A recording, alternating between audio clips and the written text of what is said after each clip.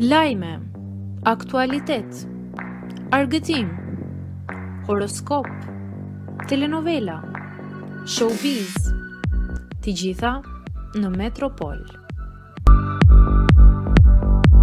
Bëni subscribe në faqen Metropol. Agron Llakaj në gjendje të rëndë shëndetësore, shtrohet me urgjencë në spital. Në një postim në Instagram, Agron Llakaj rëfen se ndonë se arsyeja që e çoi në spital ishte ajo shëndetësore, fakti që e ka tronditur më shumë ishte situata kaotike dhe mungesa e respektit që përballojnë përditë mjekët shqiptar.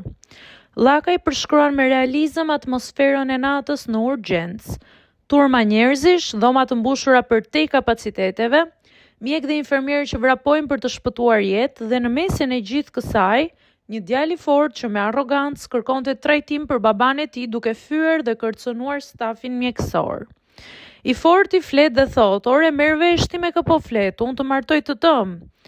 "Dakor," thot doktori, "do ta shërojmë baban sot dhe nesër martomat të tëm."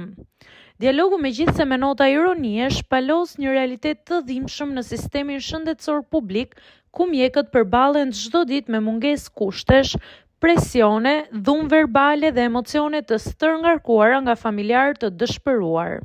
E megjithatë, ata vazhdojnë të qëndrojnë në krye të detyrës me dinjitet dhe profesionalizëm. Ajo që ka bërë më shumë përshtypje tek aktori është përgjigjja e mjekut, kur Agron Llakaj e pyeti se si arrin të ruajë qetësinë në situata të tilla. Mjeku i tha: "Kur futem në punë, bëj ndërrim gjaku, fuz gjak nordik dhe heq gjakun prej shqiptari. Përndryshe do shërbenim me automatik." Ky koment ironik dhe plot sarkazëm në thelb ka një akuzë të heshtur ndaj shoqërisë shqiptare, që shpesh i nënvlerëson dhe i trajton me mosmirënjohje ata që janë në vijën e parë të jetës dhe vdekjes, pra mjekët dhe infermierët. Agron Llakaj përfundon postimin me një mesazh të qartë: "Këta profesionistë janë heroj dhe duhet t'i respektojmë dhe t'i vlerësojmë si të tillë." Ai fton opinionin publik të reflektojë jo vetëm për përpjekjet e lodhshme të stafit mjekësor, por edhe për mënyrën si shoqëria jonë sillet me ata që sakrifikojnë më shumë.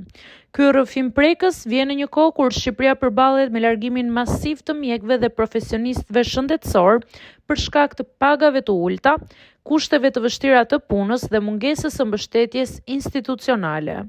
Por mes kësaj errësire ka ende zëra si ai Agron Llakaj që ndriçojnë një të vërtetë: dinjiteti dhe humanizmi nuk kanë emër tjetër përveç se mjek shqiptar.